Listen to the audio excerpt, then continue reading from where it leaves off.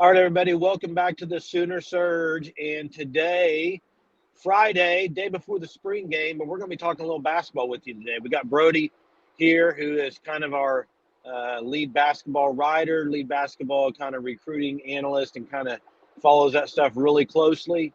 And we're going to talk about some guys that committed this week through the portal, and then also some guys that we believe the OU is still going after to kind of complete their roster. So first off, let's just talk about McCollum, Brody. Just kind of give us some your thoughts on him. Yeah, this is a very talented guard. Top 10 player in the portal, according to 24/7 Sports. You can see it on the film. I mean, he's very crafty, very shifty. He averaged 15.9 points, 3.9 assists, and 2.1 rebounds last season. Shot 43% from the field and 35.6% from behind the arc. He started 25 out of 27 games he played for Savannah. He's a very good shot creator and playmaker. He's also very involved defensively. And then a lot of people, one of the things they're going to talk about the most is how is his game going to translate to the Big 12. But I don't think we'll have much of a problem at all. You look at it, many of you remember when the Sooners played in their tournament in non-conference in Orlando that they won. Sienna actually played in that tournament too, and he had 17 points against Florida State and 24 and 8 against Ole Miss. This guy closed out the season very well with 30 points, 50 points, 4 points in his last couple games. And I think he's just a great fit to play alongside Milo Suzanne. He'll be kind of the two guard, but he can also be point guard, so Suzanne's not in the game. He distributes the ball very well. Again, like I said, very great shot creator. He can score from all three levels. Actually, I would say all four levels. This guy can score the rim, the mid-range, and then the three-point line, and then even way back line. How does he compare to Grant Sherfield's game? That's something that's a good question. Grant Sherfield is not as athletic as McCollum. And McCollum, Grant Sherfield takes a lot of those mid-range shots that are very tough shots. And McCollum can really get himself open and really create for others too, and then get himself shots very well. So he won't have much of a problem scoring at a high level for the students. Is he a guy like on that pick and stuff that he'll take it all the way to the basket where Sherfield would kind of pull up? Is he more of a guy that'll try to take it to the rim? Yeah, McCollum actually thrives in the pick and roll situation. You see Oklahoma do a lot. So I think he'll really fit very well. He can go straight to the rim and get a bucket. Sherfield likes to settle for the mid-range. McCollum, you don't see him when you watch his film. You don't see him take two mid-range shots unless the other team gives him the mid-range. Like this film is showing right now, his weakness, turnover rate, which we need that fixed. He was young. He's only a sophomore. He has 2 years of eligibility left on him. But again, very talented guard. I mean, number 10 overall on 24/7 Sports as far as their portal rankings. And you can definitely make a case he's a top 3 guard in the portal. And he also fills a void as far as this team lacked 3-point shooting. And McCollum, he brings that to the table. Okay. So definitely big for Porter Moser, yeah. Yeah, so what do you think about the guy that just committed yesterday from Pitt? Give us some highlights and your thoughts about him. More of a 5, but probably going to play 4. You think at OU? No, actually no. I'll go ahead and get the film up, but John Hughley, I see him playing the 5 at Oklahoma. He's not very tall though, right? 6'9"? 6'9", which from an NBA perspective is not tall, but Kansas starting center for 6'8". But I mean, he's physical. That's the number one takeaway you get when watching him is the physicality. With Hughley, it was interesting because he did not play very much last year. He played in 8 games, and in the offseason, he had a knee injury. And then just some personal reasons. He didn't really see eye to eye with Jeff Capel from what I've seen. But then 2021, he was really probably their best player on that team. He played in 32 games, averaged nearly 15 points and 8 rebounds. But he's very good as far as being physical and scoring in the post. He's also very good in pick and roll situations, which is another thing we talked about with McCollum. The Sooners screen a lot. And Hughley's not a guy who's going to step out behind the arc and win the game. That he's not. Tanner Groves could do that sometimes.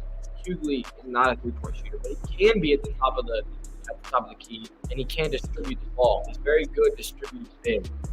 Again, brings good physicality, a lot of energy. So I think he's very well. Like I said, I don't see him playing the 4. I see him playing more of a dunker spot at the 5, and then working out of the post. Let me give you a comparison, and you tell me yes or no. This guy, is he a poor man Jalen Williams from Arkansas a few years ago? Like, not as good as Jalen, obviously, but does he play the same type of game but not shooting threes? Yeah, I see the comparison you're making. Hughley is more physical than Jalen Williams. Jalen Williams is probably better on the defense. But that doesn't mean Hughley's not good on the defense. Jalen Williams is better. But I do think Hughley will fit in the Big 12. Not the tallest, but he is very physical with his flag. So I do see him playing the 5, yeah. Okay, so that's 2 guys now from the portal. Obviously, how many more do you think they're going to take, Brody? How many more guys from the portal will they take? They'll take 4 because they have 4 open roster spots. Last year, they actually only did have 12 scholarship players last year, which is a problem. This year, they need to have 13. So they have 2 more spots? 4. 4 more spots. So yeah.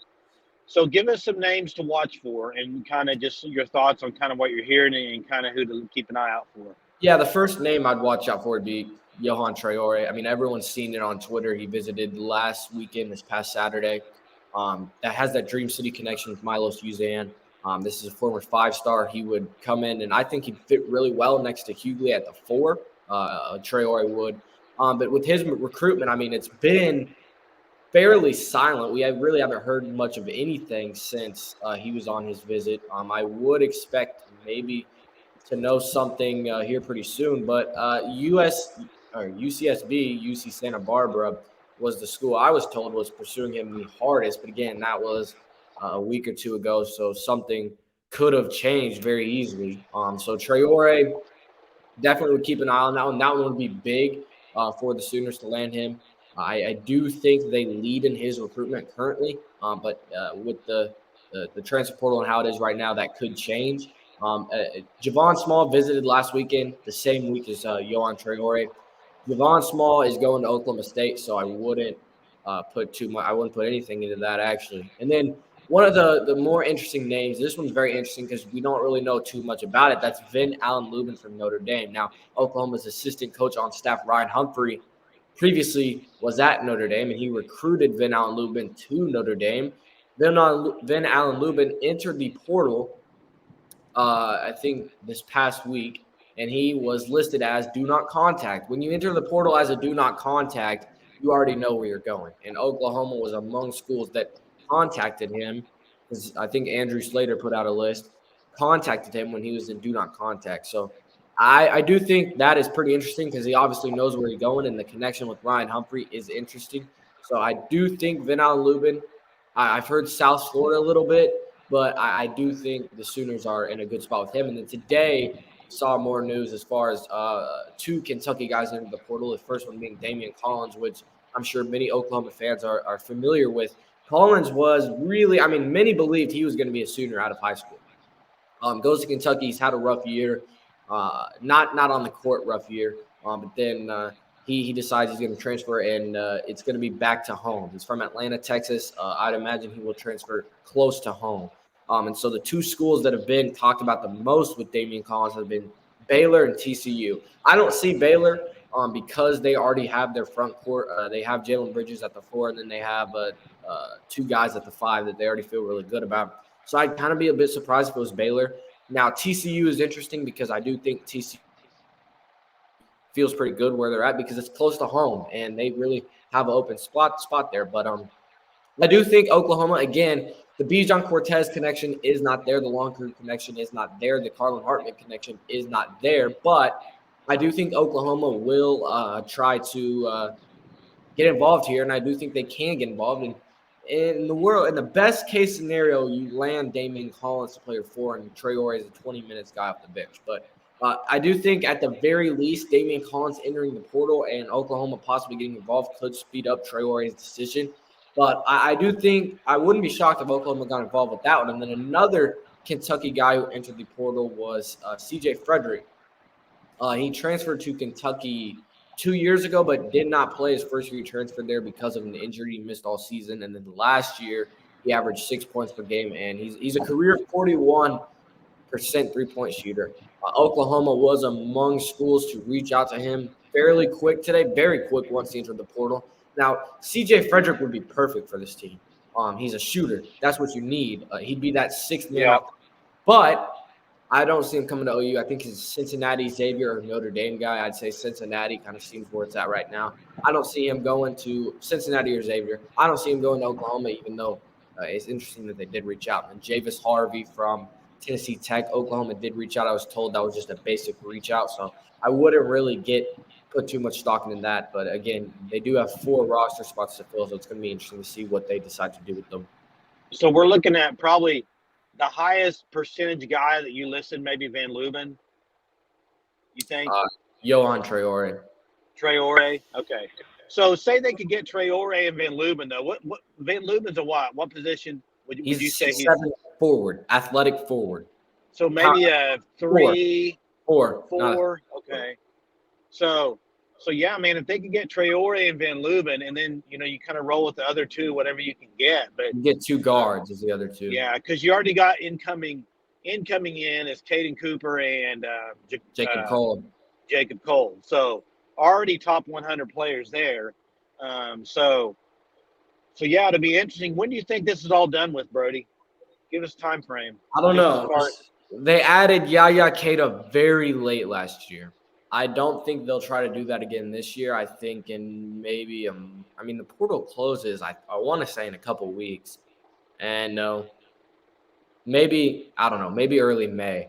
But I do think it should be all said and done by the end of May, mid-May. I do think they get 2 more commits in the next week or 2. And then, again, the other 2, we just haven't heard much from who they're contacting right now to be able to get a time frame on them.